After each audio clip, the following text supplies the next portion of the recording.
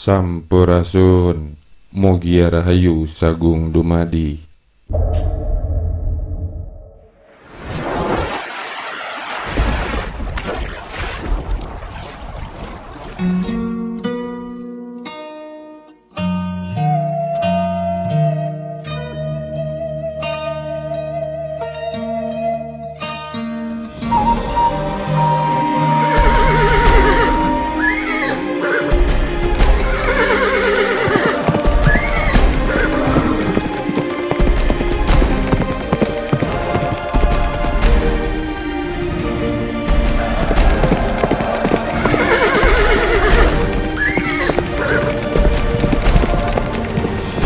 Gelar rakyat dan sakyan di zaman kuno. Gelar rakyat sering kita dapatkan dalam pembahasan kerajaan kuno di Pulau Jawa. Tahukah Anda, di samping gelar rakyat ada juga gelar sakyan. Pada masa Mataram kuno, atau lebih tepatnya kerajaan di Jawa Tengah, terdapat sebuah gelar yang banyak termaktub dalam prasasti-prasasti dari abad ke-8 hingga ke-10 Masehi. Satu di antaranya yaitu Rakai atau Raka, kadang juga ditulis Rake. Sesudah masa itu, gelar Rakai cenderung tidak lagi dipakai, diganti dengan Rakian yang tingkatnya sepadan dengan gelar Rakai.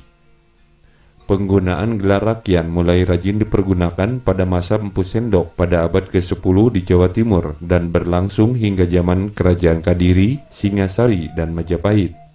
Raka adalah seorang pemimpin atau penguasa yang telah berhasil menguasai sejumlah wanua yang disebut watak. Adapun wanua adalah wilayah kecil yang dipimpin oleh seorang rama atau bapak desa, dan gabungan dari sejumlah wanua disebut watak, di mana namanya diberikan kepada seorang raka. Dewan yang terdiri atas para rama disebut karaman, yang arti harfiahnya adalah tanah para rama. Cukup banyak nama penguasa dan raja Jawa yang bergelar Raka, misalnya Rakai Pikatan, Raka dari wilayah Pikatan, dan Rakai Mataram Sang Ratu Haji Sanjaya, Raka dari Mataram yang bernama Ratu Sanjaya. Adapun gelar Rakian, kadang ditulis Rakeyan, kemungkinan besar merupakan gabungan dari kata Raka dan Aryan, dan merujuk kepada gelar jabatan administrasi kerajaan. Misalnya Rakian Mahapati Ihino, Rakian Mahapati Ihalu, dan Rakian Mahapati Isirikan yang hanya dijabat oleh para putra raja, atau Rakian Kanuruhan yang dipakai oleh pejabat setingkat Perdana Menteri, atau Rakian Bini Haji untuk menyebut istri raja. Sementara di Jawa Barat atau di Tatar Pasundan ada sebutan Sakyan untuk istri raja.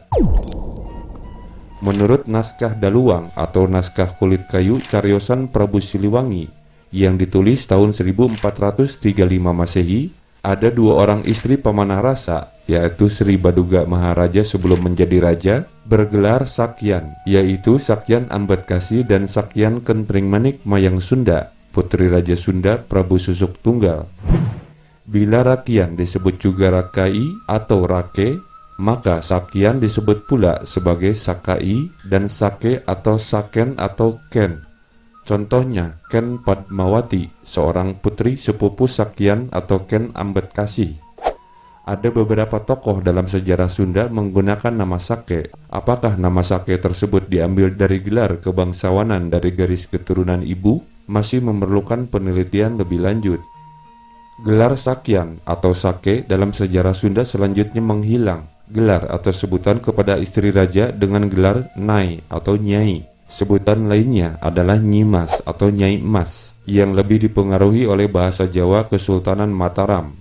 Sementara beberapa pihak juga menyebut gelar Dewi kepada istri Raja Sunda, meskipun tidak ada rujukannya dalam prasasti maupun catatan dalam naskah lontar tentang gelar Dewi kepada sosok istri raja, kecuali dalam sumber naskah yang lebih muda seperti Babat, Kidung, dan Serat yang menyebutkan gelar Dewi seperti Dewi Ambetkasi dan Dewi Kentring Manik Mayang Sunda. Kembali ke susunan gelar kebangsawanan Kerajaan Medang, Rakian Kanuruhan sebagai seorang Perdana Menteri, selain dapat menerima perintah dari Raja atau Rakai Mahamantra, juga bisa memberikan anugerah sima kepada pejabat desa. Namun, untuk masa selanjutnya, setelah era Singasari dan Majapahit, jabatan Rakyat sebagai pengganti Rakai Mahamantri tidak lagi harus dipegang oleh kerabat atau putra raja. Hingga kini, kata Raka masih dipergunakan oleh sejumlah penduduk Jawa Barat, Jawa Tengah, dan Jawa Timur dengan arti yang lebih menyempit, yakni panggilan untuk kakak kandung. Jika seorang Raka telah diberi gelar Maharaja, gelar Rakai atau Rake lazimnya tetap digunakan. Misalnya pada Sri Maharaja Rakai Kayuwangi, yang berarti bahwa penguasa ini sebelum bergelar raja merupakan Raka dari Kayuwangi.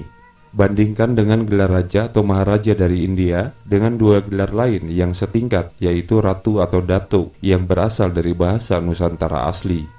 Setelah menjadi raja, seorang Raka yang paham akan kedudukan pentingnya pasti mengeluarkan prasasti-prasasti.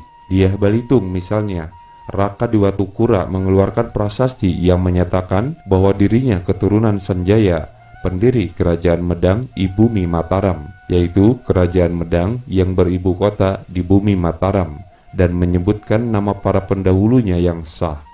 Para Raka ini jumlahnya sangat banyak pada zaman Kerajaan Medang atau zaman Kerajaan Mataram kuno.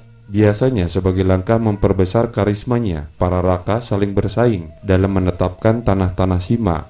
Sementara sebagai langkah memperbanyak kekayaan mereka rajin mengembangkan budidaya padi di Wanua-Wanua. Untuk itu diadakan perluasan areal persawahan dengan mengurangi tanah ladang atau tegalan dan rawa, serta mengembangkan irigasi tetap dengan proyek hidrolik secara besar-besaran.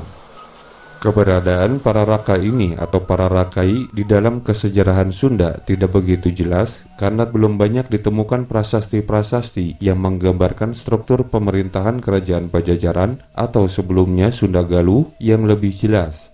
Sehingga susunan para raja dan susunan para pangeran selain disebut sebagai Yuwa Raja atau putra mahkota, tidak begitu banyak kita mengetahui tentang penggunaan gelar Rakyat dan Sakyan ini. Semoga di masa mendatang akan banyak temuan-temuan yang lebih penting yang dapat mengungkap kesejarahan masa lalu di Tatara Pasundan.